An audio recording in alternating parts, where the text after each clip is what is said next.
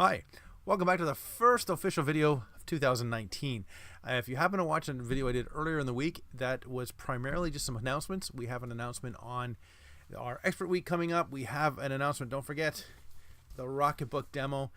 We are giving away one RocketBook per video pretty much for the spring season. All you need to do is be a subscriber to our channel and post a comment. And at the end of the spring drive, we will look at all of the comment posters and make a random drawing, and you will be the lucky recipient of a RocketBook. You saw how it worked in the other video. It's fantastic for taking notes, scanning it, and having it go directly to a location such as OneDrive or email. So we're giving that away. We also have an Expert Week. I may have mentioned that. That was so long ago in the video, I forgot. Anyways, remember the navigation if you want to jump right down and get into the content. Today's video is going to be all about additional fields. The AAA video today. We've got, we're going to look at the types of additional fields you can have. They've changed a few things, a few behavior on the beginning. Then we're going to look at some of the options you can set on those additional fields. We're going to look at lookup sets as well. Lookup sets have changed. They have now been given the ability to have a hierarchical layout, which is number one, it's a little bit easier for your users because the list won't be so long you can nest it. That's kind of cool, and of course it increases the number of words in the additional field, which increases findability. What I really want to focus on in this particular video is access controls, because here we have a concept like security, and we're going to apply it to access to additional fields and really see what we can do with that. And access controls on additional fields are twofold. One, we can restrict access to who can actually use and access the field, and when we look at our lookup sets, we can actually restrict and control who can see the choices. So those are two pretty big events. And I'm going to leave you off with a cliffhanger. We're going to look at the idle indexing, so the ability to take your additional fields and have them indexed by idle, which through the magic of idle makes them searchable when you're doing an idle query. So all of this and more coming up in the video. Stay tuned. All right, let's get started. I will go to my overlay screen and just let me see if I get this right. I can get it right. Up there is the video topics today. So again, we're going to go through the basics, lookup sets, additional controls. Sorry, getting tongue-tied. Access controls on fields and on the sets as well, and then we'll finish with idle indexing. The first thing for any newbie, any new person to the product, you're probably saying, "What are additional fields? I can't find them." They are now called custom properties, but me being a trim person, it's kind of hard for me to shake additional fields. Hey, I just got over stopped saying user-defined fields. I mean, I was saying that right through to the late 2017. I think I was still saying user-defined fields, especially if you're writing scripts. Sometimes you have to call UDFs. But they renamed it to additional fields, and in this particular version, if you choose the North American Standard Language Pack, you will see them as custom properties. Needless to say, the icon is the same and the location of that icon is the same. So let's take a look at additional fields. I've pre-created a few to talk about. We still have our basics, our string, our lookup item, which is a little bit different on how the string worked before, although you can do it the old way. It seems to have the same result. Boolean and a bunch of strings. So I've made a bunch of different additional fields, and we'll look at how they operate. Let me just go ahead and go through the wizard and pause here for a moment. These are all the types of additional fields that you can possibly create. Most of them are the same: string, number, Boolean, true or false, date, time, decimal, text, which is a lot more characters than a string. I think it's 65,000 versus a string's 255. Currency, location, which feeds directly in from your location table, large number, XML, and of course my favorite, a geographic location.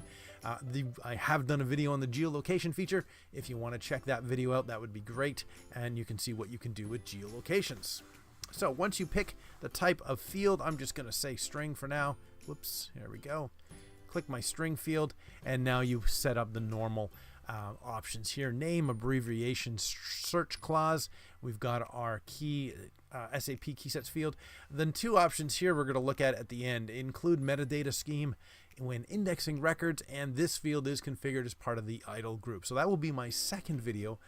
You'll have to navigate to that one after finishing watching this one to show how we are going to actually add that field into the idle index and get that one searching. If I was doing a string, I'm going to do web video is the name of my my additional field. If I was doing this, now I can set my length. I could choose a lookup set choice. Notice here I could choose a value from a lookup set and associate it. Use my input mask. Input mask, you can use some characters, ends for number, and you can help shape what the user inputs, of course, and you can also tap into an external COM object. We're not going to look at those options. We're going to talk about the ones that I've already created, but you can see this field hasn't really changed. Really? There we go. Click here. You can assign an additional field, and I always stress this in training courses. Additional fields are so valuable. They can be attached to anything in the program, as you see on my screen. Whoa, I'm in the way here. Let me just kind of, I didn't realize it was right above me. There we go.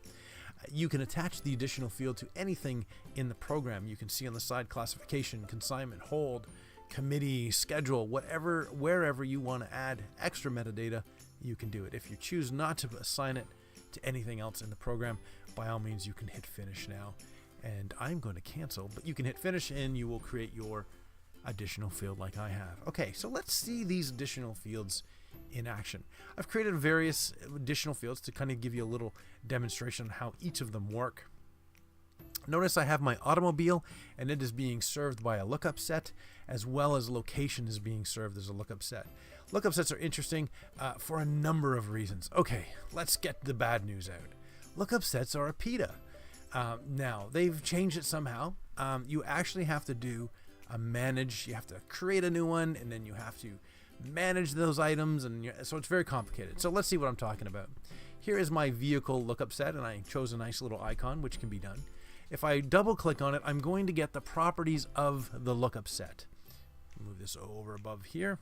We've got a name, we've got an icon, which is kind of cool. Short value, long value. You can have short and long values as well. I'm displaying the long value, the full written text. And here I'm telling it that the items are hierarchical and they can, getting ahead of myself, the choices can only apply at the lowest level. What does that mean? We're going to see that in action in a moment. Let's look at the location one I've created as well. Notice I don't have that bottom option, only apply items at the lowest level. So I'm going to show you the difference of what that means versus the other one or the first one. Once you have your lookup set item, I have my location, I have my vehicle, we've got to put values in there. So now they've made it this way where you have to go back to the lookup set item, right click on it and select manage items. It's the only way to get to it. In the earlier versions, you might recall, it was an actual tab. You could go in that tab and just modify and manage your items there. In this case, you're going to have to actually right-click on the lookup set and select manage items. Now, in this particular case, I'm interested in what kind of cars people drive or what kind of cars they want. So what I have here is I've got Ford, basically. I've got the Ford Edge, and then I've got some models. Now, remember, this lookup set, I wanted it to be applied at the lowest level only. So you cannot select Edge, you cannot select a Ford, you have to drill down and select the actual model. That's the main difference between using the hierarchy or not. As opposed to my location, well, I don't want to do properties. That was a mistake. I'm going to right click and go to my manage items, and you can see I've nested a few things here. I've got some country, provinces or states, and then I've got some cities, but this does not enforce the user to go to the third or final level. So let's see what the hell I'm talking about. Let's go. I'm going to create a new record type, and I have a demo doc just for you people, and I'm going to go to the full screen mode now so we can see a little bit better view of this one and exactly what I'm doing. Okay, so let's call this we'll do this I'll just demo record 1, spell it correctly. Okay, so I'm going to focus on the auto that requires the full hierarchy. So what I would do here is I would hit my browse, and let's just say, what kind of car do I have? I could be happy and say, I got a Ford Edge, and click OK. The user will get this message here that says, you can only select an item at the lowest level. Please make a selection below Ford Edge. I'd click OK. I'd be back in here. I'd have to expand that, and there I would see my LT, my Titanium, or my XT model. If I click Titanium, there it comes, and I get all three. Now, the other lookup set does not enforce that. So what does that mean? Well, I have the two fields now, location and location 2, and let's just see what I can do. So I could click on my location, And, you know, you all know that I'm Canadian, from Ontario, from Toronto. And I can click OK. But maybe I was being secretive, or I don't want to give that much personal information. I'm going to hit my browse, and I'm just going to say I'm an American from California. And I say OK. So I was not forced to go down to that third level. Don't believe me? If I open up California, you can see there were two choices below there, Los Angeles and Sacramento. So this hierarchy, this not enforcing it to be applied at the lowest level, allows a user to grab any metadata field from anywhere in the hierarchy, and it will not enforce it. I'm going to cancel here, and I'm going to show you here that we've got our Ford Edge Titanium. That forced 3 levels, or at least to the lowest level, whereas the location variances, you had an option to either go to it or not go to it. That's the first demo. I'm going to save the record and close it all off. Let's go back to my record types. The next thing I want to show you is applying access controls to these additional fields. You'll notice that I have, let me close all my windows and let me get to my additional fields. It's in the Manage tab. Got to remember that. Okay, so in Canada we refer to citizen ID as social insurance number. In America, they would refer to it as the social security number. So these are very important in terms of PII. This is stuff we want to protect. Heck, we probably don't even want to. We don't want to even capture it if we don't want to. We don't even want to capture it if we can avoid it. But what can we do in Content Manager to protect that particular field? So I'm going to look at the SIN, or the social insurance number in Canada, and I'm going to look at the properties of that one. Now, the access controls on here is unrestricted. That means that anybody can access this field and anybody can populate this field. I'm going to show you the same access controls that I've created for the social security number in America. What I've done here is I've restricted the ability to view this additional field to only the manager, me, my role that I'm currently logged on as. So let's see how this behaves. Select OK. I'm going to go to my record types, and I'm going to create another demo doc, and I'm going to call this Personal ID Protection, ROTECTION. Okay, skipping all of this. In Canada, we have 6 to 9 digits. I'm going to put in just a random number, 1, 2, 3, 4, 5, 6, 7, 8, 9, and that is the social security number. And in the SIN number down here, I think I said that backwards. I'll do 1, 2, 3. Oh, it's already been pre-populated. 7, 8, 9. Okay. Yeah. I don't know the American pattern. I know it's like, what is it, 2, 3, 2, 4 or something. Either way, I'm going to put in my numbers and I'm going to click OK. So, what do we got here? There's I, as an administrator or as the manager, see the social security number, and I see the social insurance number. No problem. Let me go ahead and click on an average user and pretend that I'm going to do the searching for all the records created today. And I'm going to grab record 30, and I'm going to double click on that. And I'm looking at, wait a minute.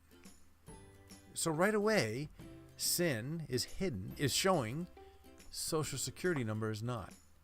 All right, well, that's weird. So I'm going to say cancel on that one because I don't want to make any changes. I'm going to click this record over here. I'm going to go down as my user. You guys see the screen? You can. And I'm looking here and I see SIN, right? There's SIN. Whoops. Let me go to double screen. So I got my SIN here. I got my SIN here. I got my social here. This user, okay, what's the first thing we're going to try to do? We're going to try to add that field. So I'm going to right click, go to my view pane.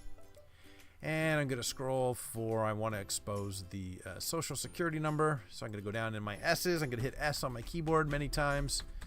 And I get through the SAPs, the schedules, security, signature size. So it's gone around. I did not have social. Okay, well, let me try searching on social as a user. I'm going to put in social, SOCIAL.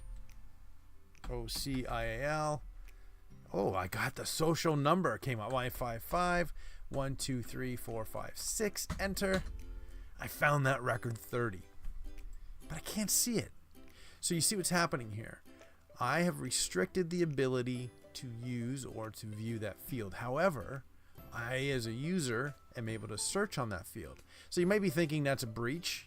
How can the person search on it? Maybe I know the social security numbers of the people I'm supposed to retrieve. There could be a valid business case why I can search on social fields but not view them. If I even go into the properties of that record type, you saw I cannot see social. Let me just move this one here. Let me go on as this user and look at the properties of the same record. And I'll put these two forms side by side. And right away you can see that one is missing social and the other one is not. So we have that extra field. So if there is a business need to be able to search on a field but not see it, you can have that. But you might be saying, hey, no, there's no way. I don't even want people to even know that field exists. Not a problem. What you're going to do as an administrator is you're going to go into your system options. Then you're going to click your search methods. And all I need to do is look for social. Keep hitting my S key. Doom, doom, doom, doom, doom. Sorry, I shouldn't do that. Almost there. It's like Ham on Toy Story. Add it to my blocked search methods. Now it's down here. Click OK. Make sure your users do not have the bypass blocked search methods permission. And now if I come in here and hit enter, well, I still get it. But if I go to my history, oh, you know what? I apologize. It does take a restart. Not a restart, sorry, a re-sign on. So let me just sign back on as that user very quickly. Here we go. All right, go back on as that user. Click close because I see that. And now if I hit my history, social is gone. All right, so you're thinking that's not really gone. Let me just type it on the screen. I'm typing it, waiting for it to resolve. It's not finding it. So added social to the blocked search methods. The user cannot search on the field. If you don't add it to the blocked search methods, they can search on the field if they actually know the value. Irregardless of what they do and how they find it, if they do have records, they are not able to view the social security number because of here. It is hidden, it is blocked. So how we would do that, or how I did that, and I'll do it to the social security number because technically that would be a personnel breach as well. I'm going to go to manage my additional fields. I'm going to go to my SIN number. It's properties. What I'm going to do to make it easy for the video, I'm just going to privatize this one. So I'm restricting it to me. If you want to see how to modify that to a group or an individual or a position, you can do that. I'm just going to hit the manager, click OK. And that should be instantaneous. And it is. Right away, SIN now is now missing from the property view for the average user. So that's the power of using access controls on additional fields to restrict what people can and can't see. Perfect. That's lesson 2-ish. Lesson 3 is access controls, but what we're going to do is look at those access controls as it pertains to lookup set items. What do I mean by that? Okay, let's go to our lookup set items. Let's go to my vehicle and let's go to the manage items, which we were at earlier. Notice I have Ford, Toyota, and other. I got other Corvette, DeLoreans, or some car that's not listed. All right, so what does that mean and what am I going to do here? So let's go back and create a new record, another demo D, and I'm going to put favorite car, Faourte. And yes, I spelt it Canadian. And of course it's telling me to spell check it to American. I can do that. All right, let's go down to the car. Now watch what happens when I hit my car. I'm going to hit the browse. Oh, that's off screen. Let me fix that for you. There, it's back. So I'm going to go to my full hierarchy. Click this. Notice as the administrator, I can see my Ford. I can see other. I can see Corvette. And I'm going to grab Corvette. Click OK. And I've saved it. Let's see what happens when I'm a user doing the same thing. So as a user now, I'm going to create this record. Demo doc. And I'm going to put best car ever, something like that. Go to my auto hierarchy, hit the browse. Can you see it? I will move it over here so you can see it a little bit better. I'm going to go to other. Wait a minute. I just created one and it had Corvette and DeLorean. I know I saw it. That's strange. Well, guess I'll select Ford. No, what do I drive? Highlander. Got the error. Why? Remember from earlier in the video, you can click in the comments to go back and watch it if you want to. Just kidding. What you can do is go, I have to go down one more. I'll get the EXT and I'll save it. All right, so let's do a review of the records created today. Let's see if I can see those values. Remember, favorite car, properties. I don't have any problem seeing things. I can see that it is a Corvette. Notice I can't change it. All right, I do see it. I didn't block the ability to see that choice. I did, however, block the ability to make that choice. There is a little bit of a difference, and I'll show you that in a moment. If I go to my other car, I can change this one, but I can't change the other one. So how did I achieve that? What I did in my Manage Lookup Set Items, on the Vehicle Manage Items, there's a lot to do. Let me get that up for you. I went into my other, went into my Corvette, right click, went to the properties, and lo and behold, whew, that was a long journey. Lo and behold, we have security and access controls. And again, to make things easier, I simply clicked privatize this particular choice. Who can use? I restricted it to myself. So I am the only one in the organization who can actually choose Corvette as a car choice. To show you what I mean, let's do the reverse. Let me open up the DeLorean so we can all go back in time and not watch this video. No, just kidding. I can go to can use, make it clear it. Click OK. I'll immediately jump on as my user one more time and go to create another car. And I'm going to put time travel like that. Go into my car hierarchy, go into my other, and sure enough now I am freely and able to choose the DeLorean. So those are some access controls as it pertains to additional fields and lookup set items, which is pretty fancy, especially now in this sensitive age of PII and GDPR. If you are tracking social security numbers or social insurance numbers or whatever your country identification ID is, there is a way that you could potentially capture it, but yet still have it not available for users. As a matter of fact, what happens if I go to create a new record as a user? I can't even populate the data here. It's not showing up. So I can't even put a social security number. That would require then that somebody who has the ability to see the field can actually create the record and populate the field, or you would have to do it after the record has been created, again by somebody who has the permission. So there's lots of things that we can do there as it relates to these additional fields and access controls. All right, I wanted to close off on one more thing, the additional fields and the link to idle, and this is going to leave you in a cliffhanger. You'll have to stay tuned for part 2 when I continue on with indexing these fields. But let's go back and look at our additional fields. And I've already made one here called animal. And what I did with the animal was I have it set here. This field is configured to use idle. So what does that do? That basically says, and there are some back configuration file changes you're going to have to make, but this kind of tells you that you've made those changes and it's good to go. But basically you're saying to Content Manager, I want you to index, or I want idle to index this field as well. And what are the advantages of that? Well, let's just see. So I have a field called animal, and I've gone ahead and created a record. So what you might think of doing typically is I might come in and I would traditionally search on the animal field for all mentions of elephant. I said that kind of funny. I know it's pronounced elephant, not elephant. Now I find my one record in my data set. So that is doing an additional field word search for the term elephant. Perfect. No problem. Now let's just say I might want to do a title word. Title word. I'm going to search for elephant. Pay attention to, I'm pointing like you can see where I'm pointing.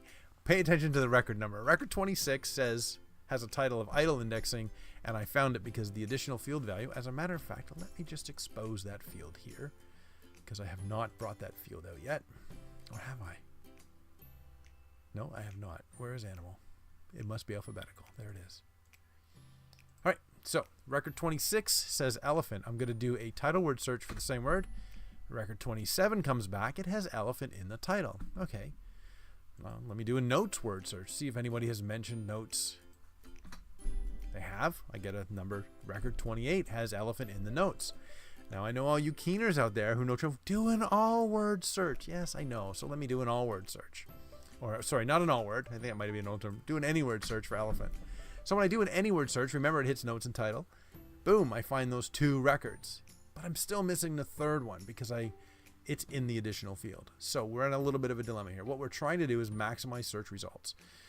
if I'm searching for elephants and think of a FOIA request or e-discovery, I want everywhere that elephant term has been used.